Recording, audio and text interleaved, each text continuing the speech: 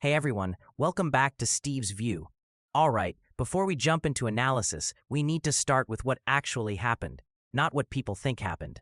In mid-January, Canada's Prime Minister, Mark Carney, traveled to Beijing. This was not a symbolic visit. It was the first visit by a Canadian Prime Minister in years, and it came after months of quiet diplomatic outreach. Carney met directly with Xi Jinping, and both governments announced what they called the establishment of a new strategic partnership. According to the official readouts, the meeting produced several concrete outcomes. Canada agreed to significantly reduce tariffs on a capped number of Chinese-made electric vehicles, dropping those tariffs from punitive levels to around 6%.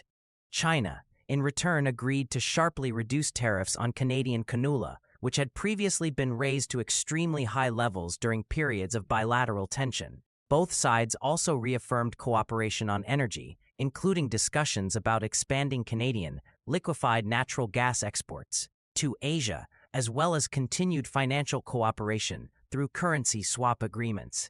There were also broader statements about rebuilding trust, stabilizing the relationship, increasing predictability, and reopening channels of dialogue that had largely frozen over the past several years. If you look only at that surface layer, this visit can be framed as pragmatic diplomacy. Two countries with unresolved trade disputes sat down, talked, and found ways to reduce friction. In isolation, that doesn't sound radical. It doesn't sound reckless. It sounds like normal statecraft. And here's the part that matters if you actually want to understand Canada's behavior rather than just criticize it. Canada did not suddenly decide it wanted to move closer to China. Canada was pushed. Over the past few years, the relationship between Canada and the United States has deteriorated in ways that go far beyond traditional trade disagreements. Yes, there were tariffs. Yes, there were disputes over industrial policy. But something far more destabilizing happened alongside those fights. A growing sense in Ottawa that the United States was no longer treating Canada as an unquestioned ally. When Donald Trump repeatedly joked that Canada should become the 51st state, many Americans brushed it off as classic Trump rhetoric. In Canada, it landed very differently. Canada is a country that has never seriously had to think about its sovereignty being questioned by its closest neighbor. That kind of rhetoric pierced an assumption that had existed for generations. For decades, Canadian policy was built on one unspoken belief: whatever disagreements might arise, the US-Canada alliance itself was permanent and untouchable. Canadians didn't hedge against American hostility. They didn't plan for it. They didn't imagine it. That belief cracked. And once it cracked, panic set in. Suddenly, Canadian policymakers were forced to confront a question they had never really asked before. What if the US relationship is no longer guaranteed? What if trade access becomes conditional? What if political pressure escalates beyond what Canada is accustomed to handling? Once that question enters the room, it changes everything. Canada looked to Europe, but Europe, despite shared values and friendly rhetoric, simply cannot replace the United States economically. European markets are fragmented, heavily regulated, and already saturated in many of the sectors Canada depends on. Europe does not have the scale, the energy demand, or the structural appetite to absorb Canadian exports. In any meaningful way, Europe can offer sympathy. It cannot offer substitution. From a purely economic and structural perspective, there was only one country on the planet large enough to even plausibly serve as an alternative outlet for Canadian exports and investment: China. Not because China shares Canada's values, not because China is politically trustworthy, but because China is big enough, capital-rich enough, and structurally complementary enough to matter. From that angle, Canada's move toward China begins to look less like a voluntary pivot and more like a defensive reaction. And that context matters. Understanding why Canada felt pushed toward China does not mean the decision itself is low risk or strategically sound. It simply explains the emotional and political environment in which the decision was made. Once you move past the headlines and start looking at the numbers, the structural reality comes crashing back in. Canada is one of the most trade-dependent advanced economies in the world. Roughly two-thirds of its GDP is tied directly to trade. That alone creates vulnerability. But the deeper vulnerability is not trade dependence. It is trade concentration. Roughly three-quarters of all Canadian exports go to the United States. Not to Europe, not to Asia, to the US. China, by contrast, accounts for roughly 5%. That difference is not academic. It defines Canada's economic survival. In energy, more than 90% of Canadian exports flow south. In autos, around 85% of production is sold into the American market. Manufacturing supply chains are so tightly integrated that parts cross the US-Canada border multiple times before a single vehicle is completed. This means that losing meaningful access to the American market would not be a slowdown, it would be a shock.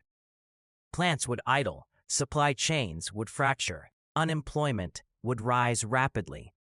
Losing access to the Chinese market, by contrast, would hurt certain sectors, especially agriculture, but it would not cripple the national economy. That asymmetry is the core problem, and it's precisely why the electric vehicle component of this deal deserves far more scrutiny than it's receiving. Supporters of the agreement keep emphasizing that the quota for Chinese EVs is relatively small, that it represents only a modest share of Canada's annual vehicle sales. But market competition is not static, and industrial strategy is not about first-year volumes. It's about entry. Unsubsidized Chinese EVs establish a foothold, the dynamics change, distribution networks are built. Financing ecosystems follow. Political constituencies emerge. Pressure grows to expand quotas and loosen restrictions. Europe already lived through this. What began as limited access for Chinese EVs quickly became a wave of underpriced vehicles backed by massive state support. European automakers lost pricing power, then margins, then factories. Jobs disappeared. Supply chains hollowed out. This didn't happen because European firms forgot how to build cars. It happened because they were competing against an industrial system designed to win through scale, subsidy, and state coordination. Canada's auto sector is smaller, more exposed, and deeply integrated with the US system. That's why this issue does not stop at the Canadian border. From Washington's perspective, this is not about Canada's domestic EV market. It's about the integrity of the North American manufacturing zone. The logic of the USMCA was to reduce dependence on China in strategic industries. Allowing Chinese products to enter that zone through preferential access undermines that logic, even if those products never cross the US border directly. Supply chains respond to incentives, not political assurances. And this is where the risk compounds further. China has a well-documented history of using trade as leverage. Australia learned this lesson. Lithuania learned it. South Korea learned it. Canada itself learned it during previous disputes. Market access is not guaranteed. It is conditional. That reality makes the non-trade elements of this strategic partnership especially concerning. Expanded cooperation in media, culture, education, and law enforcement increases exposure in areas where Canadian intelligence agencies have already raised alarms about interference and pressure campaigns. And because Canada shares intelligence and defense systems with the United States through NORAD and the Five Eyes Alliance, erosion of trust does not stay contained. Zooming out, the broader strategic picture only sharpens the concern. The United States increasingly views the Western Hemisphere as a core strategic space.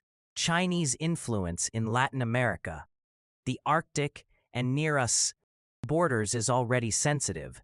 Canada is not neutral in this environment. It is America's closest ally. Moves like this are not interpreted in Washington as harmless diversification. They are seen as potential fault lines. And while Canada's frustration with recent U.S. behavior is understandable, building long-term strategy on short-term resentment is dangerous. Presidents change. Administrations change. Geography does not. Canada's reliance on the United States is structural. It cannot be replaced by rhetoric or hedged away by a single alternative partner. What we are witnessing is not Canada choosing China over the United States in a moral sense. It is Canada trying to escape vulnerability and stepping into a different, potentially deeper one. This decision may deliver short-term relief, but the long-term risks far outweigh the immediate gains. And because North America's economy is integrated, those risks do not stop at Canada's border. That's why Americans should care. Because when one pillar shifts, the entire structure feels it. Thanks for watching.